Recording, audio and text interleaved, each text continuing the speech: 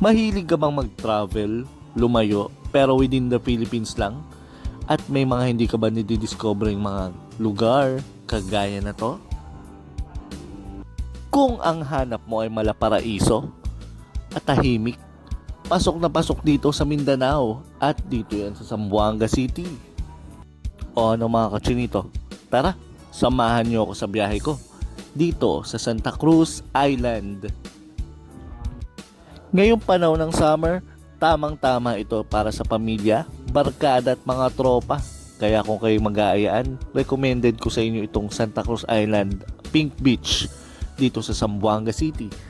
Napakaganda, napaka-fresh at napakalinis ng beach nila. At madali lang itong puntahan mga kachinito. From Paseo del Mar, makipag-coordinate lang kayo sa tourism office at sigurado magkakaroon kayo ng slot at doon na rin malalaman kung magkano yung mga babayaran. Meron na rin ako mga previous vlog dito kaya i-visit nyo yung page ko. Doon nyo na rin ma-check ang mga iba pang details na kailangan para rito. And the most important, mapakita ko sa inyo yung ganda ng beach. Kaya see the drone shots. Enjoy nyo mga kachinito ah.